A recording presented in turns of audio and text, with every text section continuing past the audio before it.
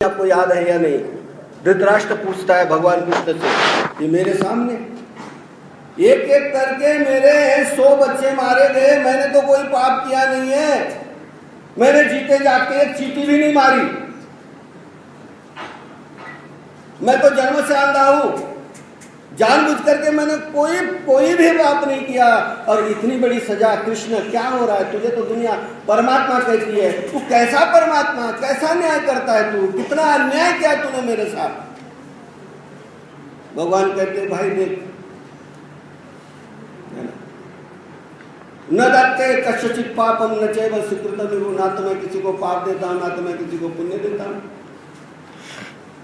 ना तो मैं कहता हूं कि ये कर, ना तो मैं कहता हूं वो कर। हाँ, मैं इतना काम जरूर करता हूं कि ये दो रास्ते हैं, एक रास्ता जो है वो पुण्य की ओर जा रहा है और दूसरा रास्ता पाप की ओर जा रहा है। पुण्य का रास्ता जो है आनंद को देने वाला है, पाप का रास्ता जो है दुख को देने वाला है। इतना मैं बता देता हूं।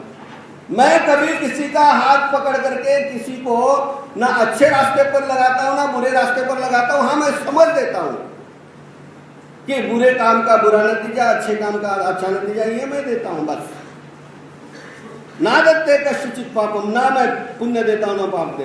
न कर्तृत्वम न कर्माणि लोकस्य सृजति प्रभु, ना तो मैं करता हूं ना तो मैं करवाता हूं। गलत सोच है लोगों की कि परमात्मा सब कुछ करता है।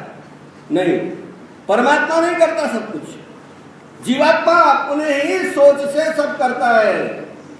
यदि परमात्मा सब कुछ करने वाला होता तो परमात्मा दोषी माना जाता है। परमात्मा करता नहीं है, ना करवाता है।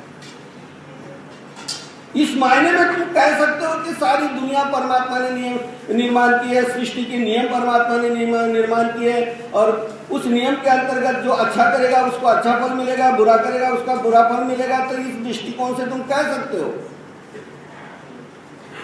तो भगवान ने कहा कि ना मैं पुण्य ना मैं पाप, और सबसे बड़ी बात है कि मैं सुख नहीं भुगवाता ना दुख भुगवाता हूं। मेरे पास ना सुख है ना दुख है, मेरे पास तो केवल आनंद ही आनंद है। आनंद तो ब्रह्म तो तुम पढ़ते हो ना महावाक्य में, तो आनंद जहां आनंद है वहां ना सुख होगा ना दुख होगा। तो ये धृतराष्ट्र, ये तेरे कर्मों का फल है। तू आज की बात कर रहा है, लेकिन तेरी जिंदगी आज की नहीं है ना। मैं कई बार सृष्टि रचना कर चुका हूं, कई बार तेरे अनेकों जन्म हो चुके हैं। तो कहीं ना कहीं तेरे से कोई कर्म ऐसा हुआ है जिसकी सजा तुझे भुगतनी पड़ी है। कहते मैं कैसे मानूं? तो परमात्मा ने किमी आकर के उसको पिछले 50 जन्म तक पीछे लौटने की शक्ति प्रदान की। तो पिछले 50वें जन्म में वो एक शिकारी था, व्याध था, पंछियों को पकड़ करके उनको बेचता था, उनका मीट वगैरह इत्यादि। तो एक दिन पीपल के पेड़ के ऊपर बहुत सारे पंछी बैठे हुए थे, शाम का समय था। उस पीपल के नीचे भयंकर आग लगा दी। आग लगाने के कारण क्या हुआ कि उसका धुआं और आग की लपटों के कारण कुछ पंछियों की दोनों आंखें खराब हो गई। धुएं के कारण, आग की लपटों के कारण उड़ तो गए, लेकिन उड़ते उड़ते कुछ पंछियों की आंखें जो है वो खत्म हो गई।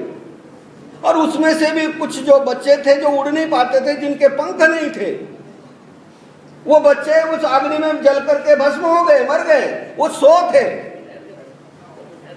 तब जाकर के धृतराष्ट्र को पता लगा कि 100 पंछियों के बच्चों के मारने के कारण मेरे सामने जो मेरे 100 बच्चे मारे गए, और कितने ही पंछी अंधे हो गए, उसकी सजा के तौर पर मुझे अंधा बनना पड़ा।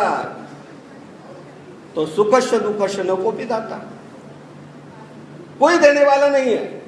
तुम क्या करते हो, क्या निर्माण करते हो, तुम्हारा आविष्कार क्या है, इसके ऊपर आधारित है तुम्हारा सुख और दुख। देने वाला कोई नहीं है। और मजे की बात है, जो पहले मैं बोल चुका हूं कि जो सुख देता है वही दुख देता है। एक ही पदार्थ खा लो, मान लो आपको जो भी चीज अच्छी लगती है,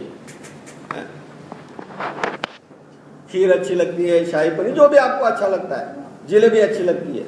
अब आपकी कैपेसिटी 250 ग्राम की है और आपको 400 ग्राम यदि खिलाया जाए, उसके बाद आप ना ना ना करोगे, और उससे ज्यादा जोर जबरदस्ती करोगे तो आप उल्टी कर दोगे, खा नहीं पाओगे। महीना 2 महीने आपको जलेबी की तरफ देखने का मन नहीं करेगा। तो जो जलेबी पहले आपको मिठास देती थी, सुख देती थी, वही जलेबी आज आपको दुख दे रही है। तो जिससे आपको सुख मिला वही आपको दुख दे रहा है।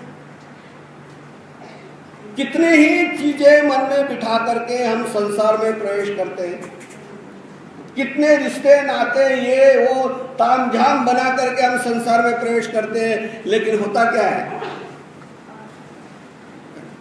तो जहां से उम्मीद की, जहां से सुख की चाहना की, वहीं से मिला दुख। और ये क्यों? क्योंकि इसकी बुनियाद में क्या है? इसकी बुनियाद में है अज्ञानता। और इससे तीसरी संतान जो पैदा होती है अज्ञान की। अज्ञान की 3 संतानें हैं, 3 बच्चे हैं अज्ञान के, मोह, दुख और अहंकार। तो अहंकार जो है वो तीसरा पुत्र है इस अज्ञानता का। और इस अज्ञानता के कारण, इस अहंकार के कारण भगवान श्री कृष्ण को शिशुपाल ने न जाने कितनी गालियां दी। सामने तो 100 की बात कर सोच रहे हो ना, उससे पहले कितने सालों तक वैर करता रहा, विरोध करता रहा। कल से कितने समय तक विरोध करता रहा। हमारे स्वामी के जमाने में हेबाड़ पंडित और जो लोग थे बड़ा विरोध करते रहे। क्यों? इसी के कारण, अहंकार के कारण। भगवान कृष्ण के जमाने में पौंड्रिक राजा अपने आप को विष्णु का अवतार मानता था, इतना अहंकार से भरा हुआ था। जब सुदामा के पास आया तो सुदामा को कहने लगा, इतनी दरिद्री क्यों भुगतते हो?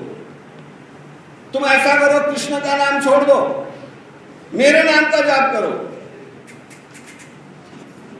लेकिन भक्त तो वही है, चाहे अभाव जिंदगी में हो, लेकिन अपने इष्ट को नहीं भूलता। तो लकड़ी की 2 बाहें बना करके, 2 भुजा बना करके, क्योंकि विष्णु चतुर्भुज है और इसकी तो 2 ही भुजा थी, तो लकड़ी की भुजा बना करके विष्णु बन करके वो घूम रहा था। ये अहंकार। और यही अहंकार जब हमारे माइन भट्ट के दिल दिमाग में आ गया तो प्रथम मुलाकात, आप उस चरित्र को आप सब पढ़ते हैं, पता है आपको वो चरित्र सबको। पहली बार जब माइन भट्ट हमारे स्वामी को मिलने के लिए आया तो कितना अहंकार से भरा हुआ था। क्या कहता था? जैसे आकाश में सूर्य है ऐसे धरती पर मैं सूर्य हूं, छाती ठोक करके। और जितने ये पंडित हैं वो सारे मेरे पैरों में हैं। पैरों में इसने एक वो बनाई थी, घास की जो है वो कड़ा बनता है ना, वो घास का कड़ा बनाया हुआ था। तो जितने ये पंडित हैं सारे मेरे पैरों में। ये अहंकार से भरा हुआ। वो तो कृपा की परमात्मा ने कि उसको जमीन पर उतारा। तो इस अहंकार के कारण व्यक्ति परमात्मा को भी नहीं छोड़ता। क्या कहता है वो?